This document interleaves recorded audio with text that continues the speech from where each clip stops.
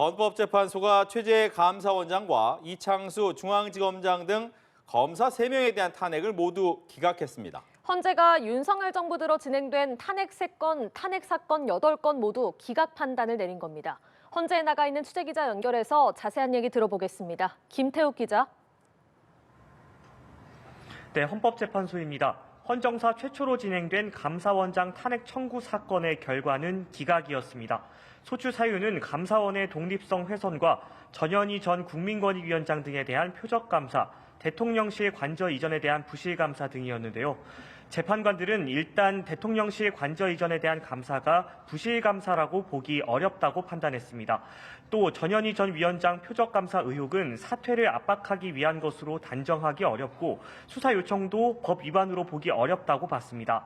한편 이미선, 정정미, 정계선 재판관은 최 원장이 전자문서 시스템을 변경하고 국회에 회의록 열람을 거부한 점, 훈령을 개정해 국무총리에게 공익감사 청구권을 부여한 것은 법률 위반이라는 별개 의견을 냈는데요.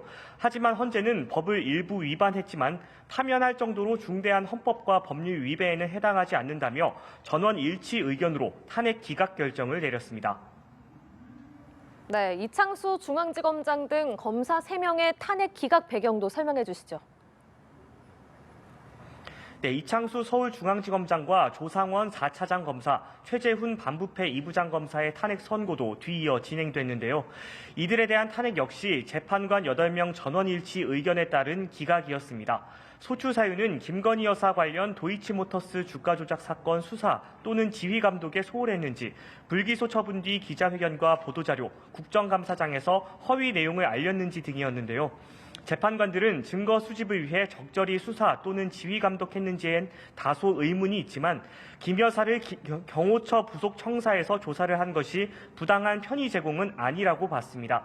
또 기자회견 등에서 실제 사실과 다르다는 것을 명확히 인식하며 발언을 했다고 단정하긴 어렵다며 헌법이나 법률 위반에 해당하진 않는다고 판단했습니다. 오늘 선고로 감사원장과 검사 3명은 즉시 업무에 복귀하게 됐습니다. 앞서 헌재는 이상민 전 행정안전부 장관과 이진숙 방송통신위원장, 이정섭, 안동환 검사 등 탄핵사건 4건 모두 기각 결정을 내린 바 있는데요. 이번 선고로 윤석열 정부 들어 민주당이 주도한 탄핵소추 사건은 8건 모두 기각됐습니다. 한편 윤 대통령 측 변호인단은 입장문을 내고 줄탄핵을 통한 국정마비와 입법권 남용, 헌정질서 파괴가 확인됐다며 대통령에 대한 탄핵도 즉시 기각돼야 한다고 주장했습니다. 김 기자, 윤 대통령 사건 선고기일이 언제 발표되는지가 최대 관심인데 윤곽이 나왔습니까? 네, 윤 대통령 탄핵 심판 변론이 종결된 지 오늘로 16일째를 맞았는데요. 재판관 전원이 모습을 드러낸 만큼 오늘은 윤 대통령 사건 선고기일을 밝히지 않겠냐는 관측도 있었지만 언급은 없었습니다. 헌재는 보통 선고 이틀 전에 양측에 선고 날짜를 통지하는데요.